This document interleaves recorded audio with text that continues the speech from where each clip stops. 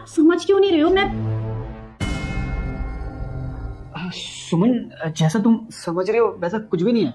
नहीं दीदी, आप जैसा समझ रहे हो बिल्कुल वैसा ही है। शीतली, तुम क्या बोल रही हो?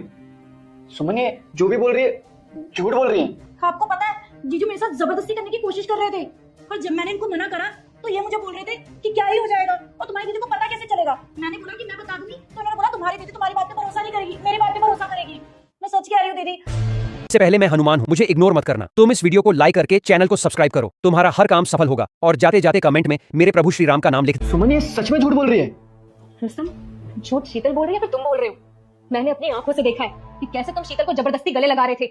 हाँ दीदी, जीजू ना मेरे जबरदस्ती गले लग रहे थे और जब मैंने उनको हटाने की कोशिश करी तो ये हट ही नहीं रहे थे। शीतली क्या बोले जा रही हो? मैंने कब तुम्हें गले लगाया? बल्कि तुम मेरी जबरदस्ती गले लग रही थी, मैं तो तुम्हें हटा ही रहा था। रुस्तम, बहन है वो मेरी और वो कभी ऐसी घटिया हरकत कर ही नहीं सकती है, लेकिन तुम ऐसे घटिया निकलोगे मैंने कभी सोचा नहीं था।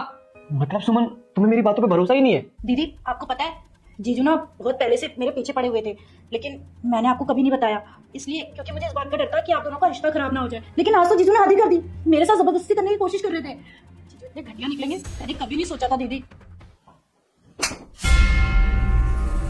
घटिया ये नहीं, घटिया तू है। मैं तो बस ये देख रही थी तू और कितना नीचे गिर सकती है। दीदी आप ये क्या बोल रहे हो? आपको अपनी बहन की बातों पे भरोसा नहीं है? भरोसा? तू कभी भरोसे के लायक थी ही नहीं।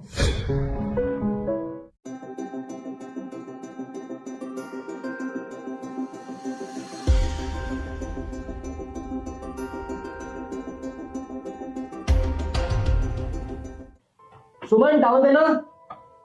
सुमन। जीजू टावल चाहिए क्या आपको? अरे तुम सुमन का है? सुमन दीदी हो या मैं, बात तो एक ही है ना जीजू। लगता है तुम्हारा दिमाग खराब हो गया। नॉटी।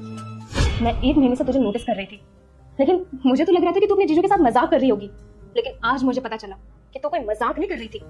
तेरी नीयत ही गंदी थी। कैसी बहन है तू? तुझे अपनी बहन का इतना सा भी ख्याल नहीं आया कि तू अपनी ही बहन का घर उजाड़ रही है? अरे तुझे हमने यहाँ क्यों बुलाया? ताकि तू पढ़ लिख सके, लेकिन तू यहाँ आके ऐसा करेगी ये मैंने कभी सोचा नहीं था। लेकिन अब तू यहाँ 1 मिनट भी नहीं रुकेगी, और तेरी जो ये हरकतें हैं ना वो मम्मी पापा को जाकर बताऊंगी। नहीं दीदी, मैं आपके आगे हाथ जोड़ती हूँ, मुझे माफ कर दीजिए।